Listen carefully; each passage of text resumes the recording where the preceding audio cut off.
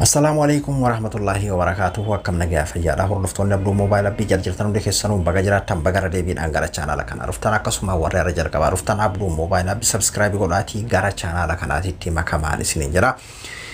أرى واه فيسبوك أرتي تورا كومنتي فيسبوك واه فيسبوك خلي برسجالاتي كومنتي توكو كومنتي مرتسا يسين هوندا كيسان فيدو كومنتي سنجلا كان نرجع ديدا يرو غربية عربا غربية تيجالو لكوفسا درام بي عربات فيدا ما درسنا كميتي كغربية جيرا لسنا كميت في كيسا بافنا يولا كوفسا فيسبوك كين نبرن له أكميتي كرا إيميلاتي تيجي جيرنا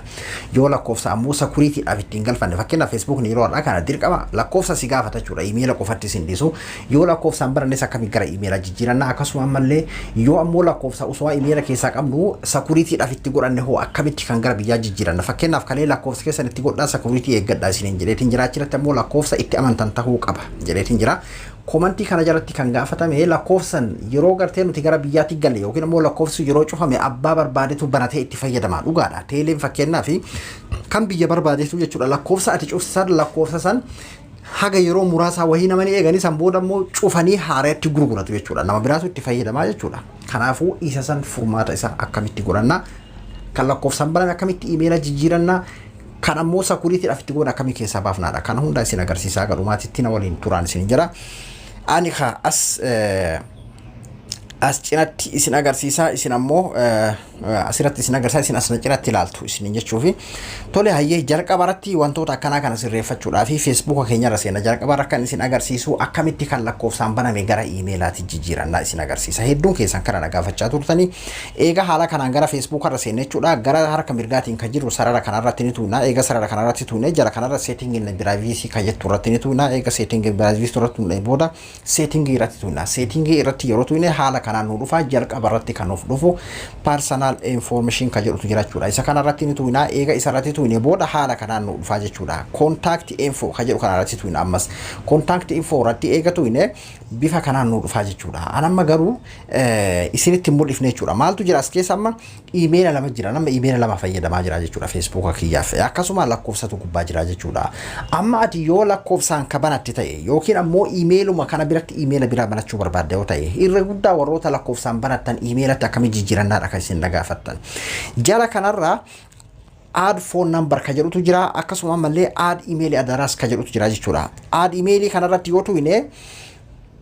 email osuma keessa jiru email biraa itti galfatu jechuudha amma ati maal goota emailuma biraa itti galfatta osoo kaan jalaan tuune jechuudha ifa isiniif osoo email kaan jalaan tuune email biraa itti galfatta jechuudha akkamitti kunoo bakka amma isiniin jedha kana jechuudha add email ka jedhu kanarratti tuuxaniiti kunoo inni gubbaratti maal jedha email duraanii jechuudha email duraanii san itti maali email asitti galfachuu barbaadde email eega bantee qopheessite jechuudha jalqaba email create goote qopheeffatta ifaami isiniif email eega qopheeffatte booda email qopheeffatte san asitti galchataa jechuudha eega email san asitti galfatte booda jala kanarratti ammoo password Facebook itti galchita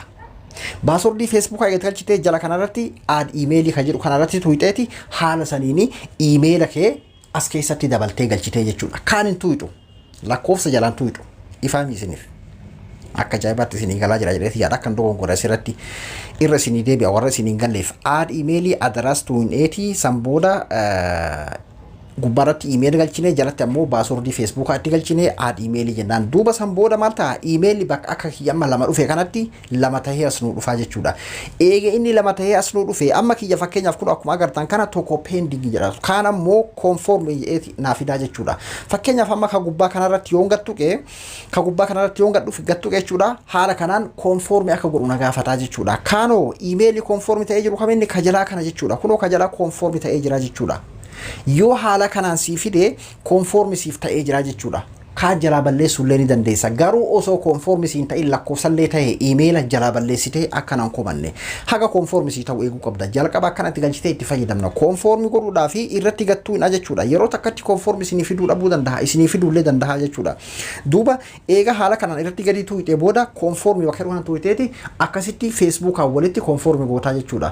eega inni conform sii ta'e booda conform ta'uu isaa akkamiin beeka isi jedhuudhaa fi email isa kanaan seentee laaltaa jechuudha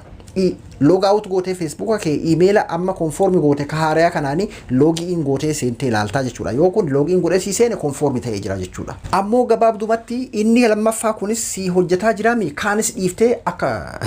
keessaa hixanii akka ofiin kasarsineef hin jedha akkanumatti kanaan itti fayyadamuu illee ni dandeessu ka jalqabaasanis ka gartee jijjiiruu feetan lakkoofsan keessa dhiiftee email kanaanis fayyadamuu ni dandeessa eeguma conform si ta'e jechuudha haqa qaceeloo qulqulleeffattee ittiin seentee baatee agartutti haquun qabdu jechuudha kan kamiin seentee baata haaraa amma itti galfatte kanaa jechuudha ifaam isiniif tole hayyee lakkoofsa fakkeenyaa fi biyya arabaatitti itti fayyadamaa turre akkamitti jijjiirannaadha jalqaba irratti maal godhuu qabdu amma kun gaafiin kun baay'ee murteessaadha sirriitti qalbifachuu qabdu jechuudha jalqaba irratti maal gootu lakkoofsa keessan ka jalqabaa san irraa cufuu qabdan yoo itti fayyadamaa jiraattan ta'e jechuudha akkamitti irraa cufna isi jedhuudhaaf kaleessa kuriitii ka jiru kanatti tuuxan isin agarsiisee jira jedheetii yaada kaleessa san booda kunoo jala kanarra jechuudha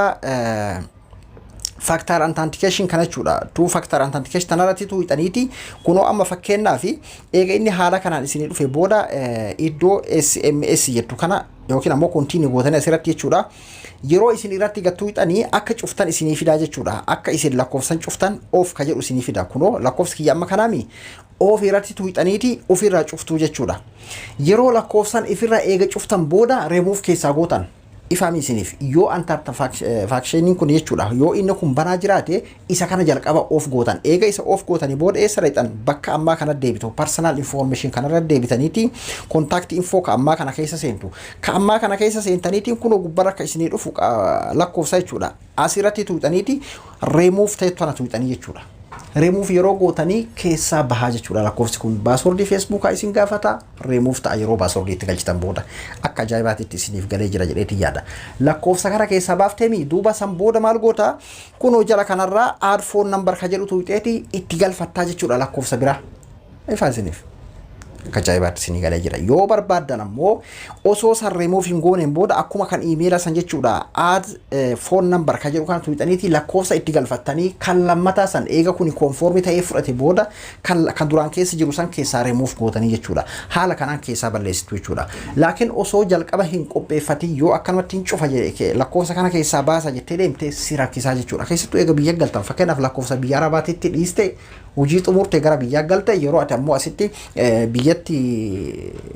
keessaa baasetii kan itti galcha jette password yoo si gaafate lakkoofsa irratti yoo password erge eessabbaa keetii fidee itti galchita kanaafuu jalqaba lakkoofsa kana itti galfattee lakkoofsa kanaan conform gootee eega xumurte booda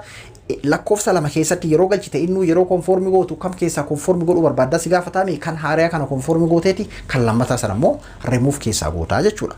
yookiin hin dhiifta haa ta'u calama jedhaa jira haa ta'u wanni inni si miidhu tokko illee hin jiru ati kan conform goote kun ammoo maqamaaf achirra ta'a jechuudha email illee akkasuma kan conform godhatte kan ammoo akkanumatti achi ta'a malee homaa si miidhu jechuudha haala saniini ofirraa jijjiiruu dandeessu jechuudha warri lakkoofsa banannee akka lakkoofsaan banne akkami email jijjiirrattanis isinii galee jira jedheeti yaada warri biyya arabaatitti lakkoofsitti fayyadamaa turre achi dhiisnee bira gallaa ka biyyatti akkami jijjiiranittanillee akka ajaa'ibaatitti isiniif galee jira jedheeti yaada